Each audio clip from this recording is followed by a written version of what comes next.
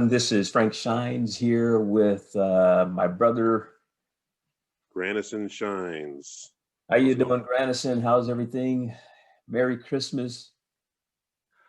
All good, man. Merry Christmas to you too. It's been a wonderful Christmas holiday. Been relaxing, been chilling, been chillaxing. Everything you want to put into the equation there. It's been awesome though. But I Awesome. appreciate the end of the year. How about you over there? Yeah, Santa was good to us the whole year, not just this weekend, this Very cool. Friday. Yeah, it's been a good Christmas. So just the four of us, Dad and Rachel and our daughter and Mama Michelle. I guess I should add the fifth one, our dog. The dog, huh? Ace. Yep, yep. So we're all good and safe. Just kind of, I did the cooking, did duck and some other things and berries and stuff this Christmas, and Dad did the desserts, and Rachel and Ace and Mama helped do all the eating. So Dad's always good team. for the desserts. Dad's always good for the desserts. Yeah. So our last recording before the New Year's. So we are going to pick up where we left off. Predictions for 2021, part 2, or deux, if you're French. And we're also going to, before we go into that, kind of touch on what's been happening in the news. So got a few topics up here, but anything else you can think of? What have you been hearing out there in Arizona?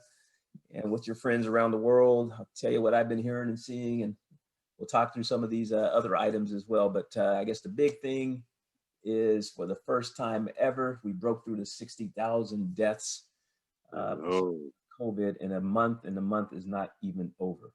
Not even over yet, Frank. Yeah. Not even over. But as you were talking about keeping small groups, there are some people that I know of that did not keep small groups. They had big family gatherings and friends and whatnot. Oh, I hear you. I was telling Michelle, I looked out, on Christmas Eve down our street, and there was just cars backed up. Cars, yeah, everywhere, up and down the street. Absolutely, same here. And hearing the parties and hearing the voices, and you can tell that it's more than a party of 6 people, because it's just crazy. But yeah, and like you said, Frank, the year is not over, but definitely predicting that, since we have this past Christmas a couple days ago, and then we have the New Year's coming up, and people are going to be gathering again and more. I know. That 63,000 mark may be surpassed when it comes to late January or early February. Better yet. Yeah, the what is it? Anthony Fauci, the head of the coronavirus task force. Mm-hmm. He said it's a surge on a surge, right? He goes, "This is the worst, and the worst is still yet to come. But we're imposing a surge on a surge, and it's really unfortunate." And on the one hand, I'll make these comments, but on the other hand, I'm not going to dictate and suggest that that we clamp down on people. That's not the type of country we are. We have a whole history of revolts, and that's part of who what makes America, both the good and the bad associated with America, right? Right. But yeah, I just hope more people will be a little bit more patient, understanding that help is on the way with this coronavirus vaccines that are being rolled out. If we can save a few more lives, that's all the better for all of us. But absolutely. But yeah, we're not necessarily living up to generations of the past that had the patience, had the discipline and intestinal fortitude, like we saw in World War II and other generations, the great generations. Yeah, well, let's see about that. Hopefully, like you said, people will be more patient. But I think that since people know that the vaccine is pretty much here, that they're going to expose themselves a little bit more, just take the bull by the horns and just get out there, and hopefully they think more people will be thinking about getting the vaccine and having that be part of their solution. Yeah. And well, it's unfortunate, but I think that may happen here. Right. Yeah. Youth, huh? Yeah. So did you hear about these stories about the youth and Mhm.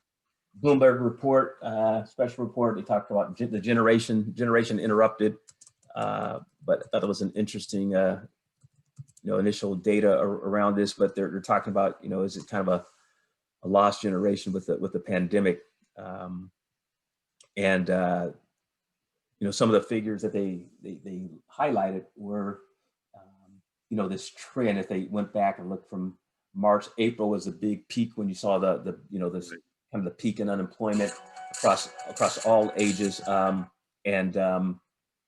for the total workforce, you saw something in the neighborhood of an 8.4% unemployment trend, and then I'm sorry, about a 16% unemployment trend, and it dropped. Has since come down to about 8.4 from that peak of April down to August timeframe around 8.4. But yet, if you looked at what happened with the youth, workforce, it peaked as high as 36%, and it's still double the rate of the 8.4 at 16% for that population.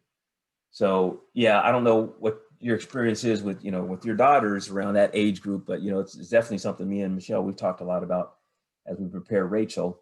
She's at that age now where she's start getting the recruiting college stuff because of gymnastics, and we already got her in advanced placement STEM classes and already teaching her some of the college related things just to have her ready to go. But yeah, when you look at these bigger trends,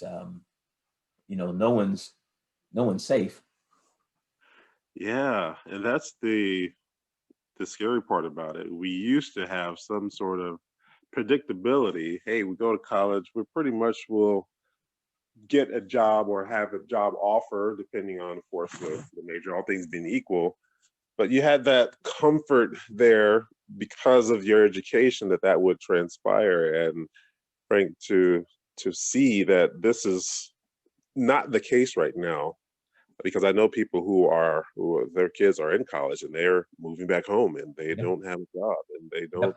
have even some of the offers, and they are filing so many resume applications and everything else, and it's just not happening at the moment for them. And these are ones with degrees that you would think would be in line for offers during this time, but it's not happening. So they're moving back home, as we see here, moving back home Right. with the parents, Um, back to the room they used to have at the home, right? oh yeah, yeah, exactly. Yeah. We talk about this in the book. Uh, Hmm. just that when you see like the Gen Z, but you look at for the second time right now in about 12 years, right? If you go back to 2008 with the late 2007 2008 great you know the Great Recession, as opposed to Great Depression, but almost as bad as the Great Depression, with that financial crisis and all of that impacted so many youth, and now they're getting Yeah, hit with a double whammy now, correct. at early part of their career, and the data suggests that when you get hit this way at an early point in your career, you never make up Yeah, never hard make to up those recover. dollars in the future. Right. Those are some of the real troubling trends. The number of families that are being created, houses that are being Mhm. purchased, home ownership, and purchase of vehicles, all those sorts of things that become part of those key life change milestones. It's just not happening.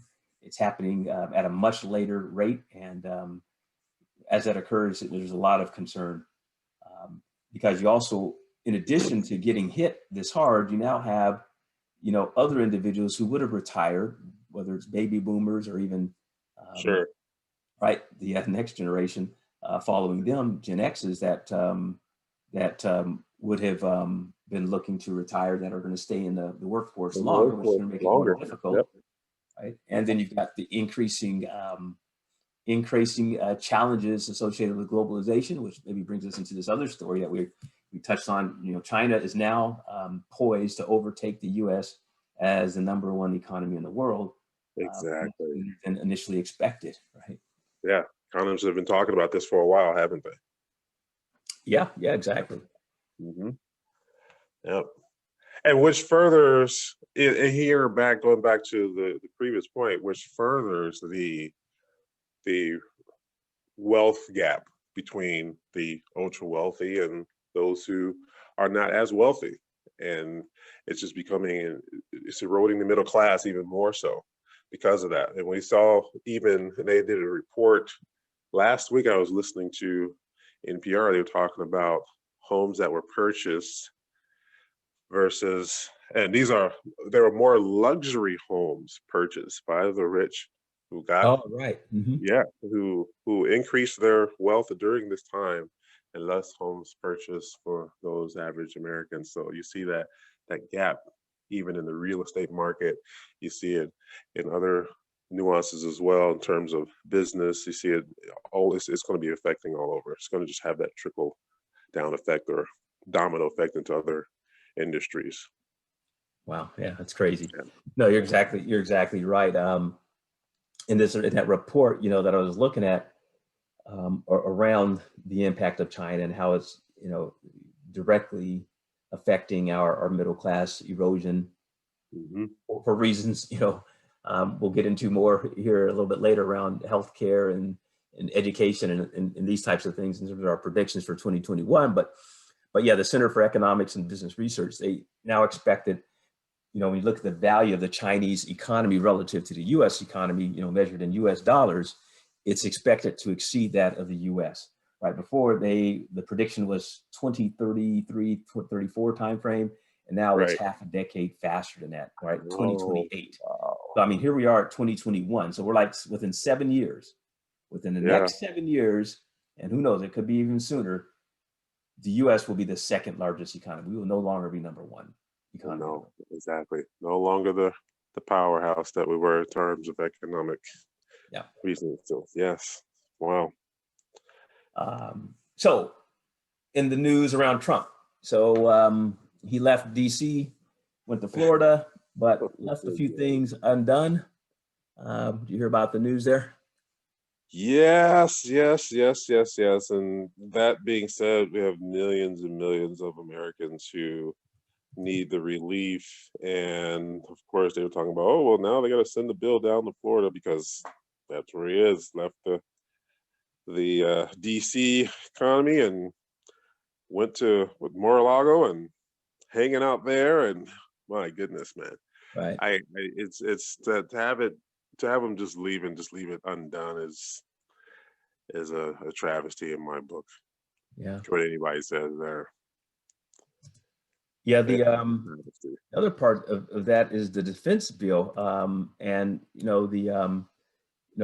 that puts the military in a position where we basically put our military at risk, and a lot of the DoD around the support of the military and as well.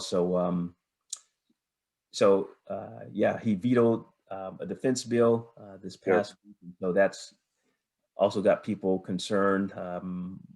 Just looking at the numbers, I guess Congress has the votes to be able to override it, apparently, but obviously it's just one of those other items around the economy and around politics that's happening amidst a pandemic that we shouldn't have to suffer even more through.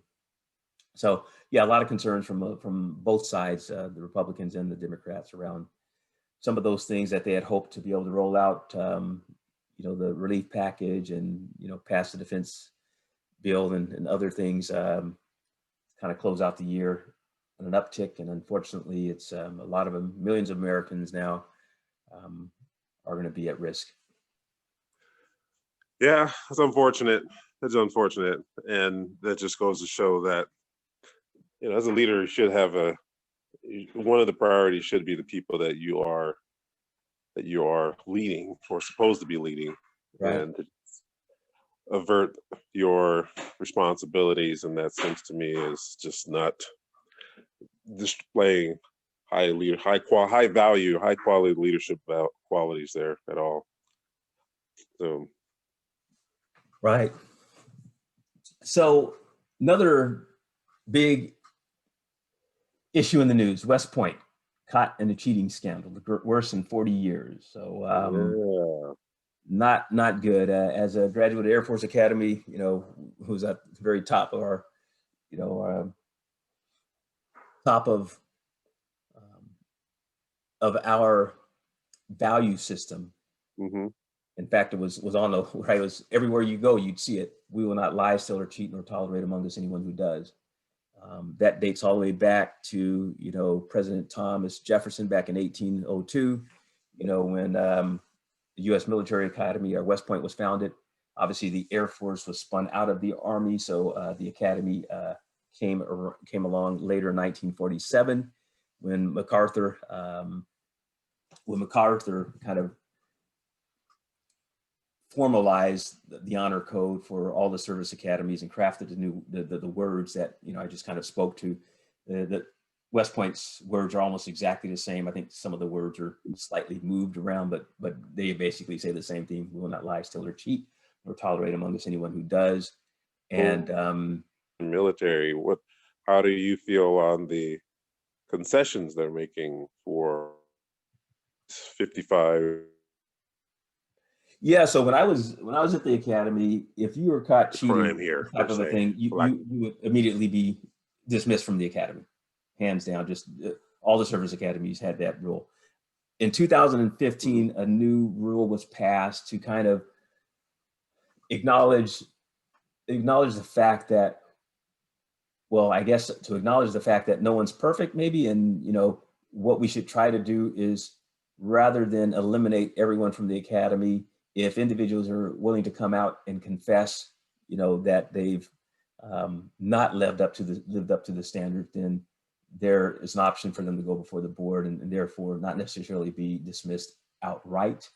Now, I don't know all the intricacies of that new rule, but my understanding is there's 55 of roughly maybe as many as 70 or 73 cadets who have come out immediately. I think there are a handful of others who left on their own, and others who are kind of in a holding pattern or whatever. But 55 of them came out and honestly confessed that as part of this, I guess it was a calculus exam.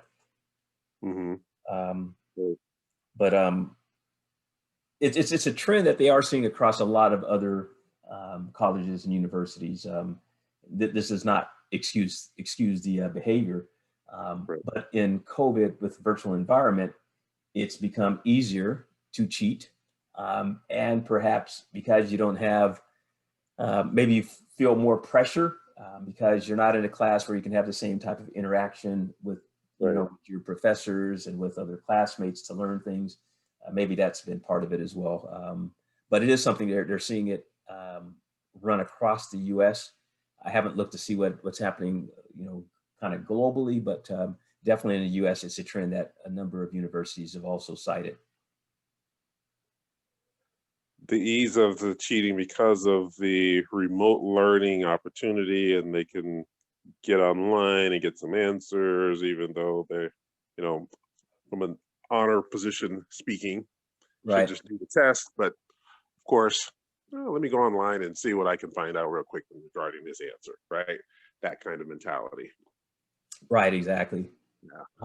So so I'll just tell you, just straight up, at all the service academies now, we have these online forums and things. Zoomy News is what we call it. And we have what's known as the AOG, the Association of Graduates, for all the different service academies. And there's a lot of chatter out there on, mostly pretty negative from the previous classes about this cheating scandal, and the fact that 55 of these folks are may be allowed to stay at the service academy at West Point in this particular case.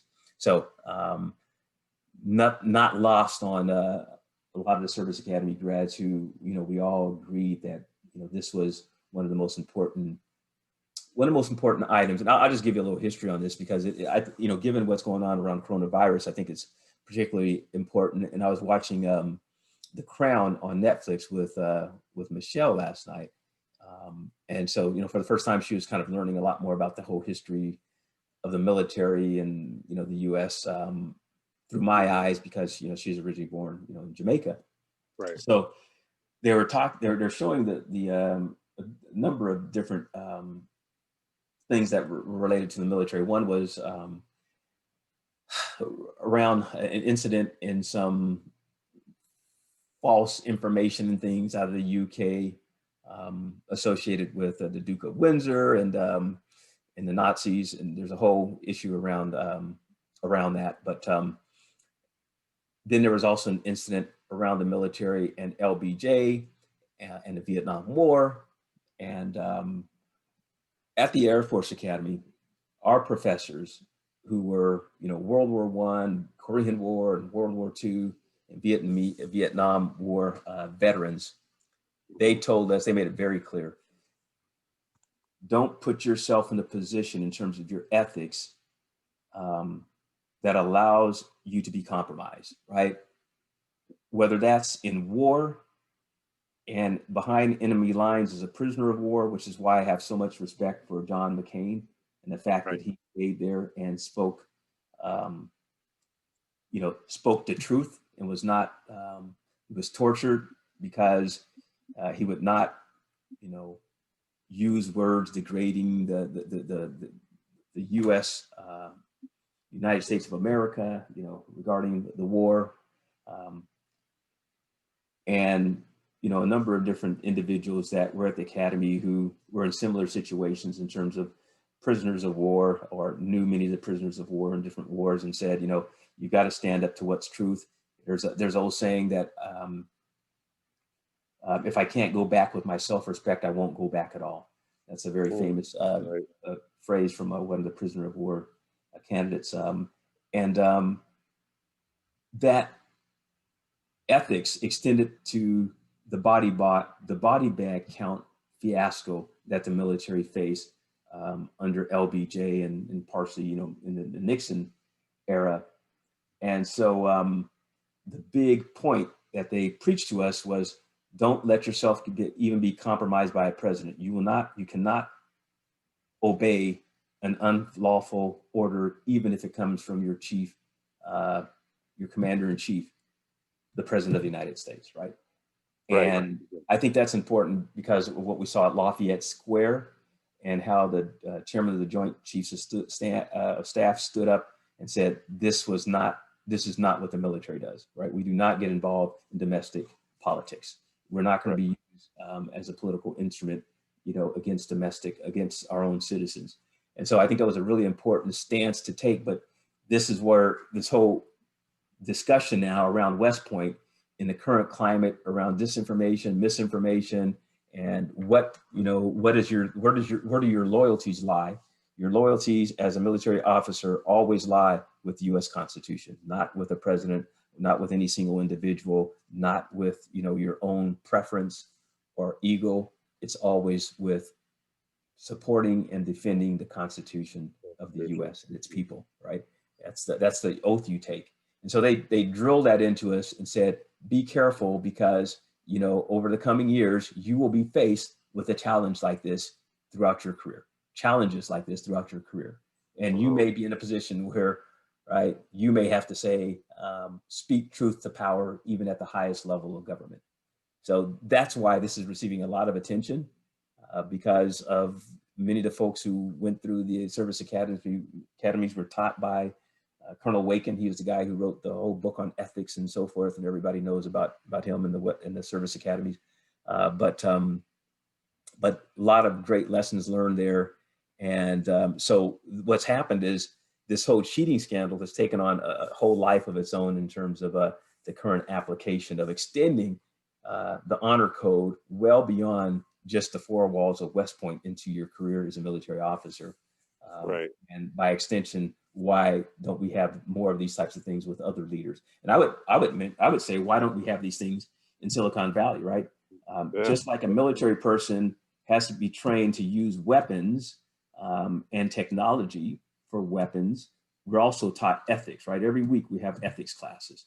But yet an engineer who can impact billions of people with disinformation, misinformation, bring down the democracy, destroy lives, kill, have impacts that can kill people and destroy countries and companies, but yet they're not required to live up to an ethical standard or code. So Very true. I think a lot of these discussions are now coming out because of this West Point cheating scandal. So Yeah, those discussions need to be had, that's for sure. Yeah, absolutely. And that should go across the board from my perspective. That should go across the board with many different industries as well, and or job opportunities. And I mean, this is just one of those things that we should continue to keep in front of our eyes so that we're not affected or tempted to do anything otherwise. I think it's just something that just should continue to be done.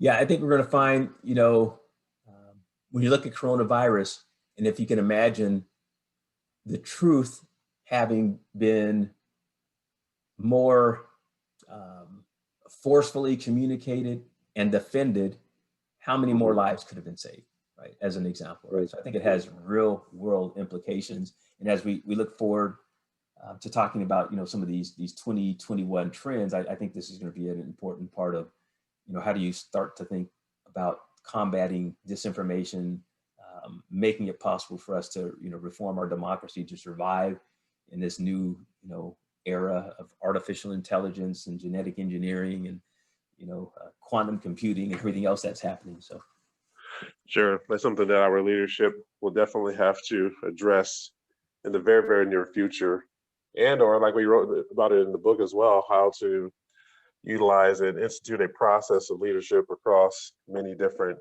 industries and the mindsets of leaders and future leaders, and the leaders that are already here also, but not just future leaders, the ones that are already here, the ones who have authority making, decision-making power right now, and utilizing that. So we write about it in the book, don't we? yeah, oh yeah, definitely. The 2021 predictions, shifting gears. So one is around our immigration policy. So what have you been hearing? What are your predictions about what is likely to change with the new Biden administration? And maybe picking up a bit, why is this even important? Yeah, it's going to be interesting. And that kind of segues into point number 2 as well, because the way I was thinking about it, the way I heard about it, another gentleman was talking about it, his name eludes me, but definitely the H-1B status, because of the new Biden administration coming in, that has been some discussions as far as the opportunity for foreign talent to come over based on visa that we have here, and it's kind of been our secret weapon into our boost and innovation in our economy. We have many different ethnicities coming over, different countries, and they have contributed tremendously to our technology, and that's something that we're going to have to continue to have part of our again, secret weapon in order to continue, I feel, in order to continue innovation there. So that immigration policy, is it going to be affected? I think it's going to be affected, but hopefully it stays to the point where we continue to have these different ethnicities come into the play as well. So we need that. I think we need that.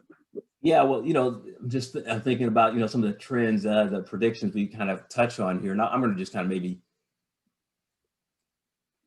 highlight the top 5 that we're kind of talking through, because I think there's a lot of overlap, as you were just noticing, around immigration versus the education system, right? So one is, okay, the H-1B and the immigration policy changes and things moving forward, what can be best for America and Americans, our education system reform, healthcare changes, right, post-COVID, the US versus China, given, the global economy and the influences, soft power and so forth that the different nations have, political hard power like your military, as well as the soft power of your culture and those sorts of things, and your immigration policy, right? And then kind of what are some of the best jobs of the future as we explore those 5 predictions for 2021. yeah, here's a perfect example where there's so much overlap. And Very so much so. I'll go back to, just lessons learned from, history and a lot of what we talked about even at the Air Force Academy. I remember one of the first projects I worked on, we're trying to address the issues associated with information technology workers that supplied a lot of the software and hardware and programming, coding, and so forth to help support the military, and the inability for the military to pay the types of wages to attract and retain that type of talent. And so we found ourselves increasingly dependent upon not only civilians, but universities where there were foreign students or foreign universities themselves for different types of technology that were necessary to run a lot of different avionic and technology and military armaments and equipment and avionic and communication systems and satellites and so forth. And so it's always been a real, big concern. But on the other hand, if you think about, how the military has handled this in the past, right? We would not have won World War II without our immigration policy being able to attract the greatest minds around physics and the development of the atomic bomb as part of the Manhattan Project, right? Yeah. And so we have a rich history of being able to make, this country available and accessible and attractive to some of the greatest minds in the world. We cultivate that with whether military or civilian. We bring in that type of different viewpoint, mindset, and talent that gives us a different perspective that also keeps all of us kind of hungry and pushing hard into the future and having this kind of competitive spirit, knowing that we can't just sit on our laurels because we're always bringing in great ideas from all over the world. Exactly. So yeah, I think this is really important as we think of the U.S. versus China. I think that's going to be one of our great superpowers. It's always been a great superpower, the U.S. I don't think China can outcompete us because of those reasons. There's so many Chinese, and in fact, I don't know if you heard about that recent incident going on between Alibaba. Jack Ma, the CEO of Alibaba, came out, made some comments, disparaging comments following the crackdown of the Chinese government on his financial institution called Ant Finance. And now the government has come back and is now investigating, putting the whole Alibaba company, the larger company, under investigation now. Alibaba, for those of you who aren't familiar, is like the only global competitor to Amazon. They are huge. Mm-hmm. So yeah, we're already seeing the impact of this these interplay between the China global economy versus the U.S. Who's going to win that war? Right. Immigration policies that we erect, particularly if we don't, in our education system during this coronavirus period, we've lost a lot of revenue associated with foreign students coming into the universities because we restricted, right? Well, in some cases they can't come here because our coronavirus cases are too high or infection rates are too high, and for other reasons, the government has cracked down on foreign students, and those students often stay behind and serve as the kind of the feedstock for the growth of our high-tech economies and industry and companies and upstarts in Silicon Valley and other places around the country. Huh. Wow. Changes, man. It's the only thing that's constant. Yeah, exactly. So spilling across that into the impact on jobs and what do we see in healthcare, right? So I guess from the perspective of the specific job impact. So what we're seeing over here, of course, is, and this has been in the news too. The healthcare changes. It's twofold. One, it's the workers, and then we also see that the the uh, the people who are affected by the coronavirus and their health going forward. So from the worker standpoint, it has been. I was talking to a lady here who's an RN, and she's just saying that it's just they're so overworked, right? I mean, they've been talking about that for a while. They're so overworked. And then on the other side with this, with the population here, it's just been one thing after another. There's been so many different other types of nuances that come after the fact, after even some of the people that have been healed and, or I should say healed. Let's say healed. I mean, they've recovered, and Right. there's still some remnants of not only the virus and or some of the other conditions afterwards. I forgot what they were calling some of the symptoms, but then it's also affecting some of the nuances that are not covered by healthcare and whatnot. I mean, it's just been all over the board.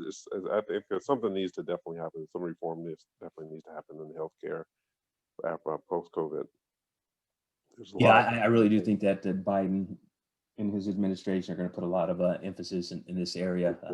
Yeah, We have not erected a floor around, kind of a safety net through which, people won't fall, so that we could maintain a certain level of our middle class. All right. Because a right. big part of what is happening is, look at some of those numbers around bankruptcies, and what is number one reason for a lot of bankruptcies are associated with, some sort of healthcare event uh, that drives people into financial distress.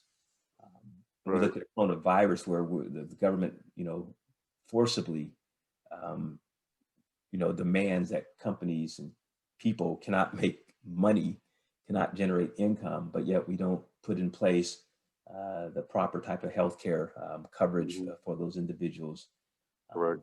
Yeah, I think that's going to be a real big issue as we look at some of the impact of you know the trends that we talk about in the book, right? Where coronavirus, when it comes, and any pandemics in the past, or any big crisis in the past, whether it was 9/11 or previous pandemics, it drove us to make drastic changes and make Changes. accelerate changes that were already in place. And so what I predict is that we will see these healthcare changes. They will come, and they will be accelerated, um, and have a long-term, I think, positive impact on the country, from the perspective of a healthcare system and better coverage. So I think that is one thing that's going to happen. It's going to be a knockdown, drag out fight. But I think when you just look at the demographics, right, and they say demographics is destiny, but when you look around the demographics, with the aging populations, those people vote.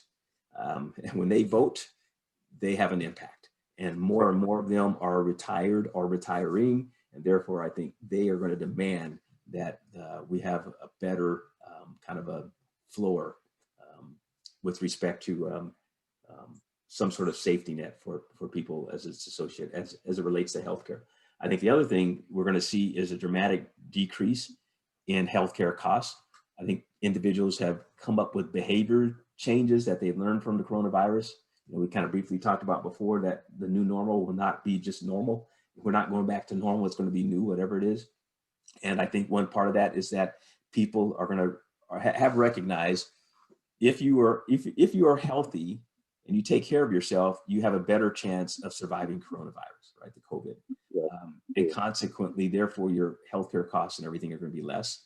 So you have agency, you have control over your own fitness and your health.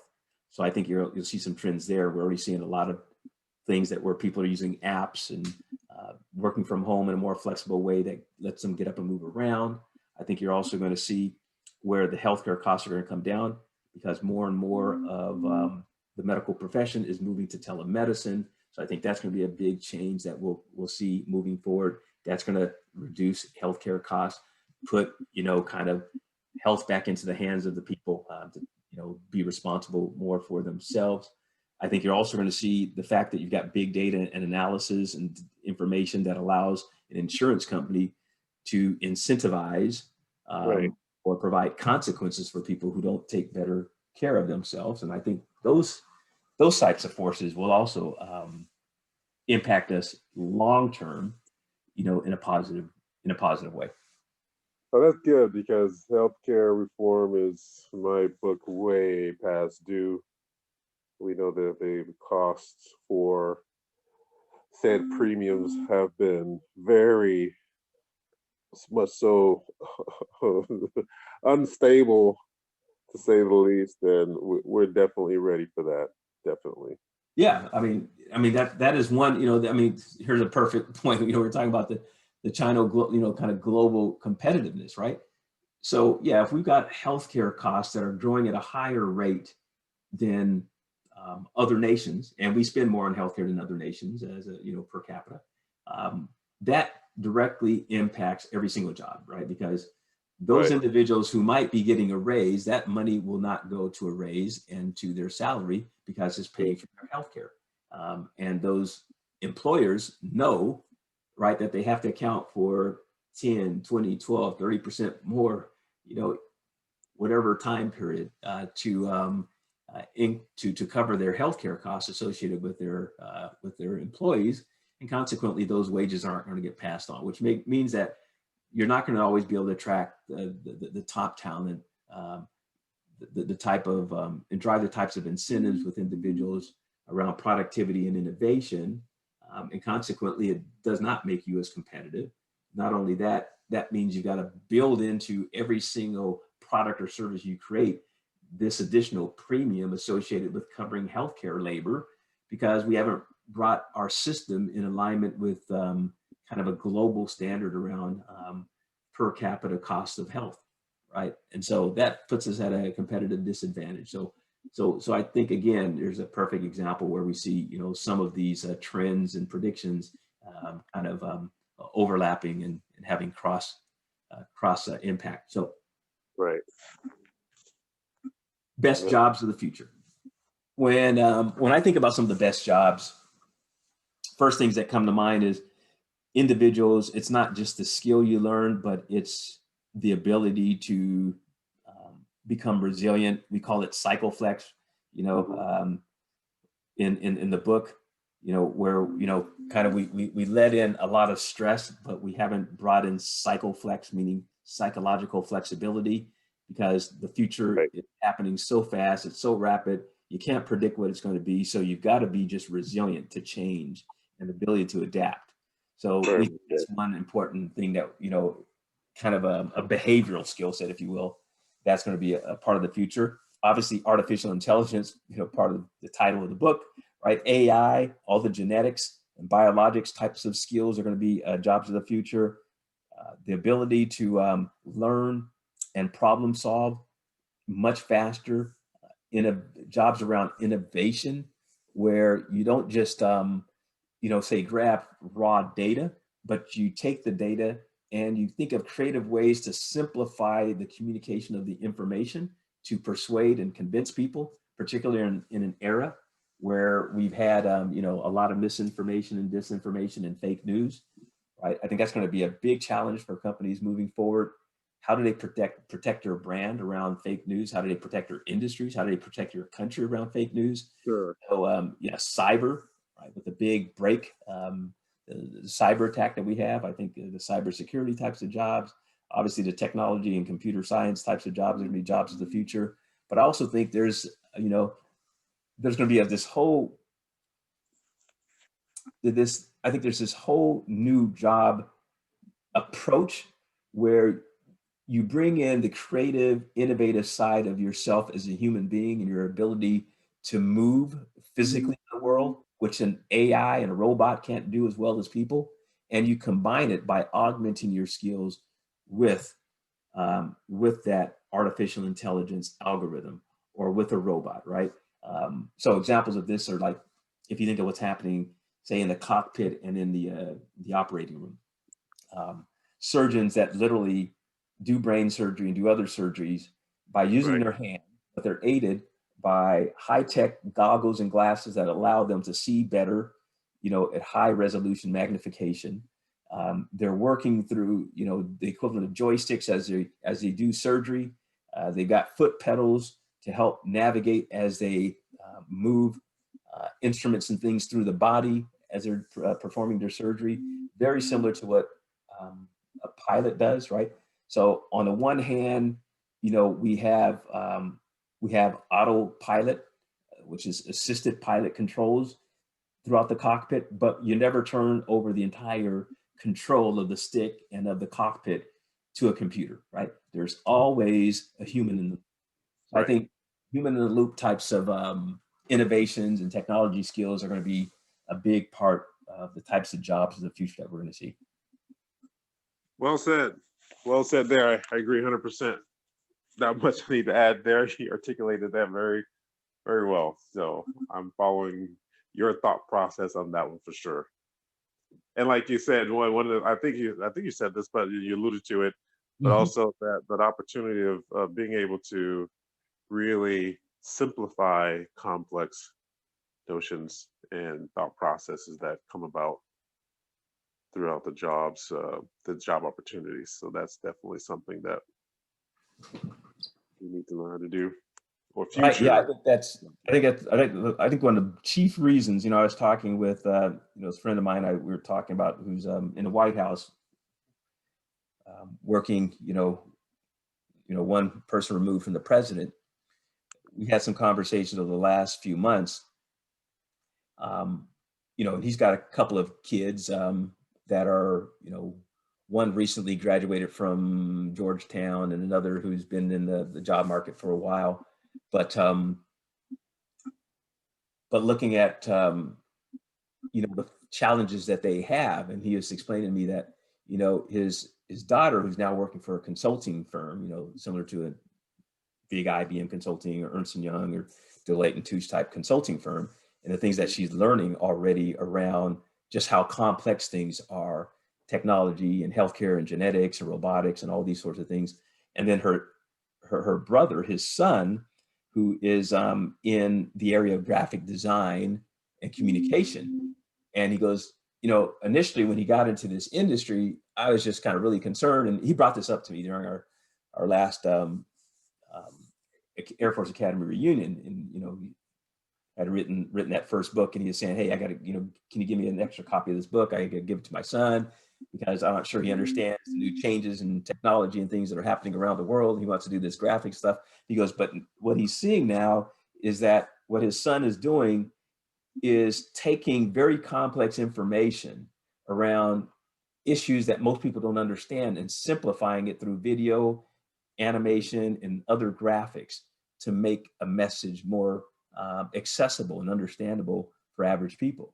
And I think that's a big area where we miss. We talked about this around coronavirus.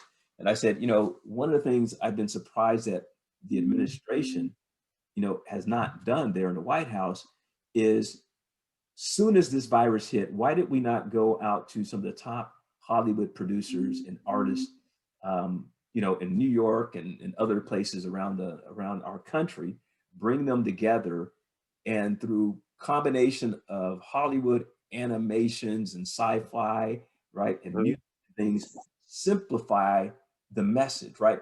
How do you show someone how a virus spreads? How do you explain to someone what a virus is, right? None of that's ever been done. It's never been simplified in a way that someone can look at, like, you know, a 2-minute or 3-minute public service announcement and get it, right? And I think that's really been a great disservice, you know. And he said, he told me he brought this up in a meeting internally at the White House, right?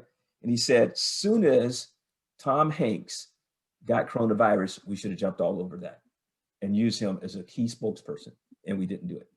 Yeah, very much so. Yep, because he was one of the first celebrities to really contract that, right? That we know of. Exactly. And in the mainstream news, and that's correct. That would have been the perfect opportunity to capitalize on that and spreading the word. Very much, very well said. Yep. So yeah, I agree with your point around, you know, yeah, how do we take, the world is just going to just get increasingly complex. It's going to be moving a lot faster. It's going to be a lot more difficult for people to understand. One of the things that we're doing with the book, so you guys keep an eye out for it. We're working with one one of my cousins, who's a graphic artist, to make a graphic version of the book for the same types of reasons. Not everyone wants to read through, 250, 300-page book around artificial intelligence and technology and business ideas and so forth. So what we've really done is start to look at ways that we can create a simple graphical version to kind of accompany the book. It's not going to be a replacement for the book, but it's going to be a way that if someone wanted to understand the essence of it and look at that in graphical format, then this is a way it can be done. So with that, let's just kind of highlight. So around predictions, we're expecting immigration policy is going to change. We believe it's going to become stronger. We're going to reestablish our ability to bring in the top talent around the world and leverage that in 2021. And that's going to have a very positive impact on not only our education system, but our job market. Those numbers, somewhere in the neighborhood of 50 to 60% of new tech startups that create jobs have at least one founder that's from, first generation from another country. Education system reform. We live in a world where, there's so much cost for, these early Gen Z, Gen Y, earlier generations that are carrying all of this debt associated with trying to go to a typical college university. I think we're going to see a big change. I'm going to guess that somewhere in the neighborhood of 15 to 20% of individuals who would normally go through a typical college environment are not going to go through that. They're going to be taking advantage of these more Google, IBM, and other high-tech sponsored technology certifications, sort of like micro degrees and things of that sort. I think you're going to see a big change there. I think you're going to see a certain percentage, both K through 12 and college, which will convert to hybrid as well as full online types of education options for people. We're looking at that very closely now with with our daughter, Rachel. She's just 11 years old, but we're already seeing certain things that probably make it better for her to be in that type of environment versus a typical K through 12 classroom. Right. And then I think you're going to see, just a whole new ways that people are going to come to the table with ideas, similar to like a master class that's now being, pushed a lot. You'll see it on YouTube and other places where experts in their fields come up with online virtual training tools that are very affordable and inexpensive. And rather than having, to go through a university or professor and sit through hours and hours and months of training in school, you go directly to the expert in your field and you learn it from them online. So I think you're going to see those types of changes. And then the top, say the service academies, the Ivy League schools, I think they're going to become even more powerful, and the smart ones are going to start rolling out virtual classes. The Air Force Academy has already started to do this, and I've listened in on a lot of these. But I think there's a whole other, second, third tier types of colleges that probably are not going to survive. Gut feel. Yeah. I think there's going to be some definite reform there. As well said. Right. Healthcare topics we talked about, were around, how will technology change and bring down the cost of healthcare and put it more in the hands of the individual to take more control over their own lives. Then the China versus the US in terms of AI wars and quantum computing, all the artificial intelligence and big data and analytics, that's going to be a big impact moving forward. And we're already beginning to see that. But I do believe that, our great advantage will be around our soft power, our culture, our openness in terms of our economy. But we are going to have to put in place some stronger discipline around certain things, particularly when we have very high risk things such as a pandemic or whatever other type of crisis that comes in the future. How do we tighten up controls a little bit more and manage the discipline around certain things using good, communication and data and information and, some of the, comments we talked about before around, artists and actors and celebrities that can help communicate that message in a way that people can understand it. And then, of course, we talked about all the future of jobs. A lot of those are going to be around resilience and technology, but also around innovation and creativity, and combining that with artificial intelligence and human in the loop or human augmented tools that can support you just the way, you know, your Mac computer helps you create animation and do drawings and innovation and technology and do music better. And your cell phone, you know, your iPhone, your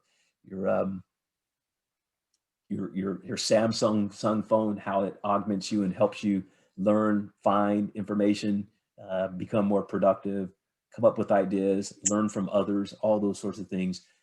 We believe that's going to be kind of a big part of the jobs of the future. Individuals who know how to use their innovation and skills, but also take advantage of the technology to augment their skills in ways that others don't. Creativity and problem solving and communication of that in a way that you can influence people within your industry, within your company to take action, make improvements, and outperform your competitors. We think those are the types of things that you're going to see as jobs of the future. Obviously, cybersecurity is going to be a big, big issue. And so we expect that, as well as geneticists, because you've got the CRISPR new technology, you've got genetic engineering, you've got the capability to now grow versus beating up products with steel and heat and force. More and more you're going into a lab now and you're growing products in the lab, much like the conversations we had last week around you know, the impossible burgers that are now being made in a Petri dish, so to speak, as opposed to out in a cow pasture. So those are some of the predictions for 2021 to kind of round out this year. Any last comments before we close for 2020?